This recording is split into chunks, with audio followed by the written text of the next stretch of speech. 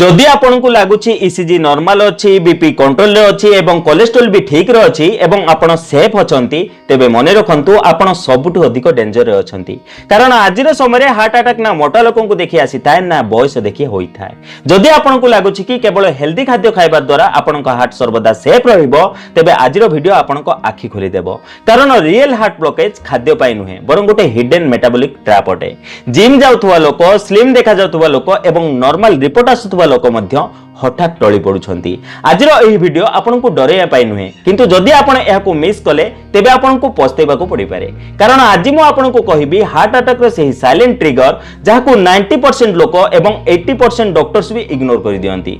आज हमें जानिबा heart nerve रो सही साइलेंट डैमेज जहा रिपोर्ट रे देखा जाय न थाए किंतु सीधा हार्ट अटैक पर्यंत नहीं जाए। वीडियो शेष में मु आपन को एमिति एक हार्ट रिसेट मेथड कहिबी जहा कोनोसी मेडिसिन नुहे किंतु ताहाटु भी अधिक प्रभावी अटे। ता सहित एमिति एक नर्व अनब्लॉक रेमेडी बनेबा सिखेबी जहा लक्षाधिक लोकंक पई लाइफ चेंजिंग साब्यस्त होईची। जदि ठीक समय आपण एही गोटे सिंपल घरोई उपचार स्टार्ट कर देबे तेबे नर्व रो ब्लड फ्लो पुणी स्टार्ट होई जिवो गोड़ हाथ कालुआ पड़िबा एवं झिमझिम होला बड़ी समस्या कम होई जिवो एवं कष्ट धीरे धीरे रिवर्स हेबाकू लागिबो। किछि दिन पूर्वरो 38 वर्ष बयसर जने व्यूअर मते मेसेज कले भाई मु जिम जाउची हेल्दी खाद्य खाउची स्मोकिंग भी करूनी एवं समस्त रिपोर्ट परफेक्टली नॉर्मल अछि हेले हठात दिने चेस्ट टाइट होई गला एवं 10 मिनिट रे सबु शेष ना पेन ना ब्रीथ प्रॉब्लम ना कोनोसी वार्निंग। पोस्ट एनालिसिस रु जणा पड़िला मोर नर्व ब्लॉक नथिला बरं रिजिड बा टाण हो जाइतला। भाई मु बुझी पारुनी भूल केउठी रहिला। बंधुगण गोटे शॉकिंग ट्रुथ सर्वदा मने रखंतु कि हार्ट अटैक केवल कोलेस्ट्रोल कारणरु होई न थाए।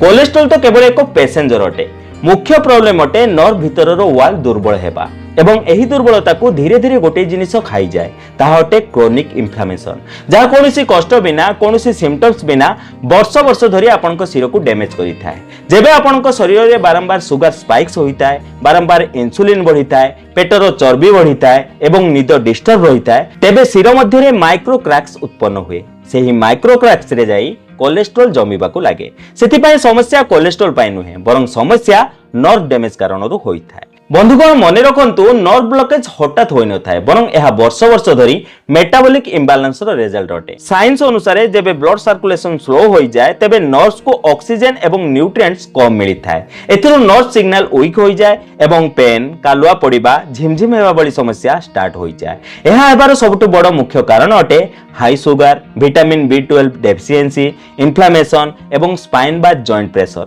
एही समस्त जिनिस मिसी सिर आखपाखरे स्वेलिंग एवं कंप्रेशन उत्पन्न करि थाए। आयुर्वेद अनुसार नर्व ब्लॉकेज रो अर्थ अटे बात दोषर इम्बालांस। जेबे बात ड्राई एवं वीक होई जाए तेबे नर्व कंडक्शन बंद हेबाकू लागे। सेथिपाई केवल पेन किलर काम करि न थाए जेते पर्यंत ब्लड फ्लो नर्व न्यूट्रिशन एवं इन्फ्लेमेशन तीनोटी जिनिस एका साथरे फिक्स न हुए।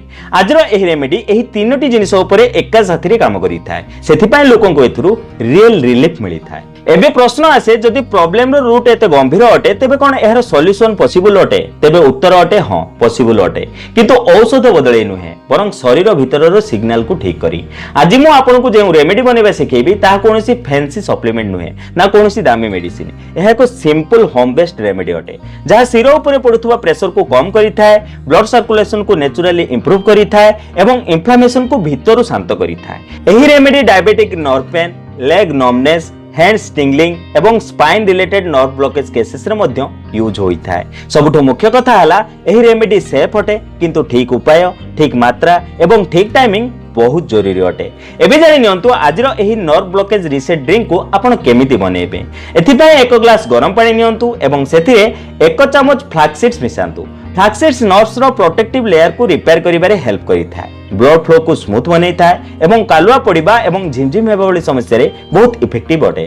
तापरे आपण सेथिरे आधा चमच मेथी मिसांतु। मेथी ब्लड को नेचुरली पतला करिवार काम करि थाए सेथिपाई नर्व पर्यंत ऑक्सीजन एवं न्यूट्रिएंट्स पहुंची पारे। राति सारा एहाको भेदै रखिबा द्वारा फ्लैक्स सीड्स निजर जेल रिलीज करि थाए एवं मेथी निजर ब्लड फ्लो एक्टिवेटिंग इफेक्ट पानी रे छाड़ी थाए। सकाळे उठी सेही पानी रे आधा चमच हळदी गुंड मिसांतु। हळदी नर्व भितरर इन्फ्लेमेशन को कम करि थाए कर्क्यूमिन रिपेयर प्रोसेस को एक्टिवेट करि थाए एवं पेन और स्वेलिंग उभय रे काम करि थाए। तापरे आपण सेतिरे चिमुटाई गोलमरीच गुंड मिसांतु एवं फाळे लेंबु रस चिपुडी दियंतु। गोलमरीच एवं लेंबु एहर एब्जॉर्प्शन को 5 गुणा फास्ट कर दिए एवं ता सहित हळदी एवं फ्लैक्स रो इफेक्ट को भीतर पर्यंत पहुंचाइबार काम करिथाय। एबे एही ड्रिंक को भलो भाबे मिक्स कर दियंतु एवं मने रखंतु एही ड्रिंक को छाणीबे नाही। सकाळो खाली पेट रे 5 रु 7 मिनिट पर्यंत धीरे धीरे सिप सिप करी आपण एहार सेवन करंतु। एहा को सेवन करिबार 30 मिनिट पर्यंत आउ किछि भी खांतु नाही। बंधुगण मने रखंतु एहा कोनोसी मैजिकल ड्रिंक नुहे, किंतु नर्व्स को भीतर रिपेयर करिबारे शरीर को सपोर्ट देइथाय। एहार सेवन सहित आपण आउ गोटे एक्सटर्नल सपोर्ट मध्ये ट्राई करि परिबे।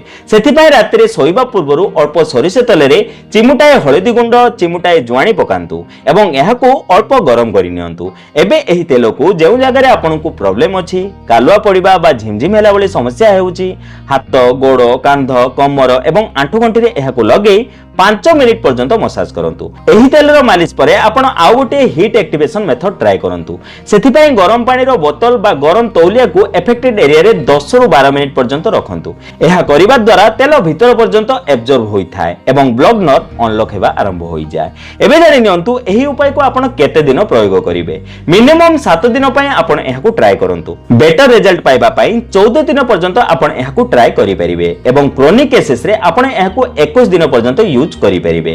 2 रु 3 दिन रे कालुआ एवं झिमझिम हेबा वाली समस्या कम होई जाय। 7 दिन रे पेन एवं नमनेस 50% पर्यंत कम होई जाय एवं 21 दिन रे मूवमेंट स्मूथ एवं स्ट्रेंथ बेटर होई जाय। सेति पय पेशेंस रखंतु एवं बॉडी को टाइम दियंतु एवं आजिरो एही रेमेडी को 14 दिन पर्यंत निहाती फॉलो करंतु।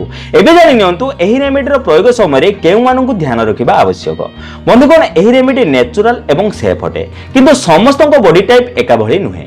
जदि आपण डायबिटीज पाई स्ट्रांग मेडिसिन बा इंसुलिन नेउछंती तेबे एही रेमेडी आरंभ करिवा परे सुगर लेवल उपरे नजर रखिबा जरूरी अटे, कारण जेबे भीतर रो इन्फ्लेमेशन कम होइताय तेबे सुगर आपे आपे तळकु खसिबा को लागे। प्रेग्नेंट वुमेन बा जेउ महिला माने ब्रेस्ट फीडिंग करूछंती सेमाने एही रेमेडी डॉक्टर को परामर्श बिना ट्राई करंतु नाही। एहा छडा जदि आपण को आगुरु सीरियस लिवर किडनी बा हार्ट कंडीशन अछि तेबे एहार क्वांटिटी अधा रखंतु एवं फास्ट बॉडी रो रेस्पॉन्स देखंतु तापरे कंटिन्यू करंतु। एहा सहित गोटे बड़ भूल आदो करंतु नाही। एही रेमेडी रो सेवन समय आपण को चालुथुवा मेडिसिन को हठात बंद करंतु नाही, कारण एही रेमेडी सपोर्ट करिथाय किंतु रिप्लेस नुहे। मने रखंतु चिकित्सार अर्थ व्यग्रता नुहे, बरं शरीर को धीरे धीरे ठीक हेबाकू देबा।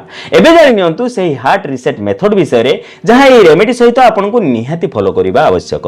एबे प्रश्न आसे हार्ट रो नर्व्स को सतरे केमिति प्रोटेक्ट करि हेबो। एहार उत्तर कोनोसी टैबलेट पाउडर बा टॉनिक नुहे, बरं एहार सॉल्यूशन अटे मेटाबॉलिक रीसेट। एहार अर्थ अटे जेबे आपण शरीर को किछि समय पर्यंत डाइजेस्ट करिबा बंद करंती एवं रिपेयर हेबाकू सुजोग दियंती। एहा सेही पेज अटे जेबे नर्व्स निजको निजे हिल करिथाय। सेथिबे आपण हार्ट रीसेट मेथड ट्राई करंतु। एही रीसेट रो नाम अटे time restricted eating plus repair window, अर्थात सूर्य अस्त हेबार 1 रु 2 घंटा भितरे रात्रि भोजन करंतु। नेक्स्ट खाद्य विलंबरे खांतु एवं मझी समय रे केवल पानी एवं हर्बल ड्रिंक्स रो सेवन करंतु।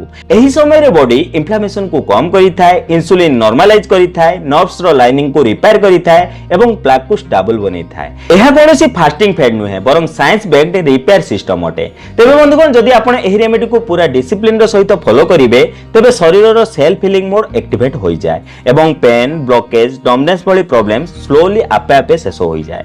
वीडियो जदि पसंद आस्ते तेबे गोटे लाइक दियंतु एवं जदि आपण चाहुचंती एमिति साइंस प्लस आयुर्वेद बेस्ड सत्य और प्रैक्टिकल सूचना आपण को सब बेले मिलुथाउ सेति चैनल को सब्सक्राइब निहाती करंतु एवं मन जदि कोनोसी प्रश्न अछि तेबे कमेंट करी निहाती जणांतु। तेबे बंधुगण आज पई एतिकी पुणी देखा हबो को नूतन सुंदर अध्याय सह।